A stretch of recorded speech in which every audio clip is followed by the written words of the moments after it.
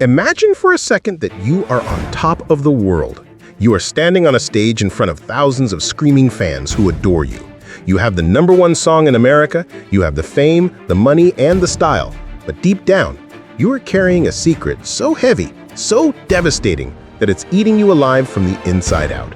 You know that at any moment, the house of cards could collapse. And for Rob Pilatus and Fob Morvan, that moment happened in front of everyone. But the tragedy started long before the music stopped.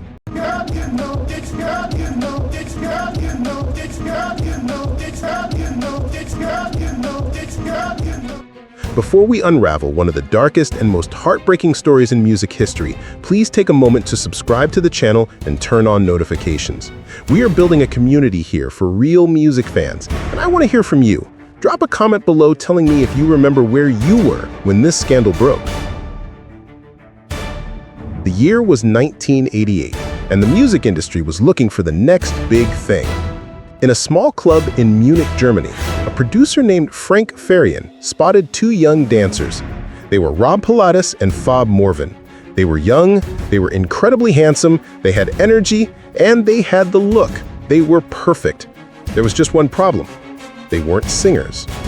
But Frank Farian didn't care. He had already recorded the songs with talented vocalists who didn't fit the MTV image, guys like Charles Shaw and Brad Howell. Farian made Rob and Fob a proposition, a deal with the devil that would change their lives forever. He told them, "You will be the faces, you will be the stars, just move your lips." They were young, hungry, and naive. They signed the contract without realizing they were signing away their souls. Almost overnight, Milli Vanilli became a global phenomenon. The song "Girl, You Know It's True" exploded. It was everywhere. They sold millions of records. They were on the cover of every magazine. They were the biggest pop act on the planet.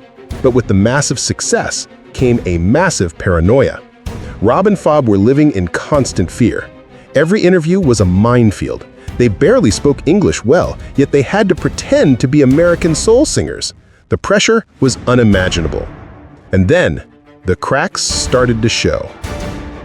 The most infamous moment happened on July 21, 1989, during a live performance in Bristol, Connecticut. As they were performing their hit song, the hard drive playing the backing track jammed. The line, "Girl, you know it's, girl, you know it's, girl, you know it's," repeated over and over again like a broken record. Rob Pilatus panicked and ran off stage. It should have been the end, but surprisingly, the crowd didn't seem to care. The fans were so in love with the image that they ignored the reality. But for Rob and Fob, it was a warning shot. They didn't want to be fakes anymore. They wanted to be real artists. After winning the Grammy for Best New Artist, the ultimate validation, they marched into Frank Farian's office and demanded to sing on the next album. They gave him an ultimatum: let us sing or we walk. But you don't give ultimatums to a man like Frank Farian. He decided that if he couldn't control his puppets, he would cut their strings. In a shocking move, Farian called a press conference and exposed his own creation.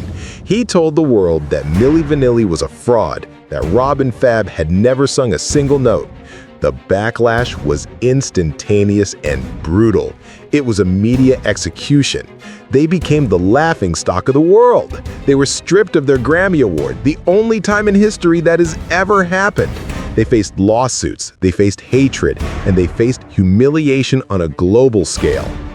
But while the public laughed, a human tragedy was unfolding. Fab managed to cope, but Rob Pilatus took it hard. He was a sensitive soul who had been abandoned in an orphanage as a child. He craved love and acceptance, and now the entire world despised him. He felt used, chewed up, and spit out by the industry machinery. Rob spiraled into a dark hole of drug addiction and crime. He tried to numb the pain of being the world's biggest joke.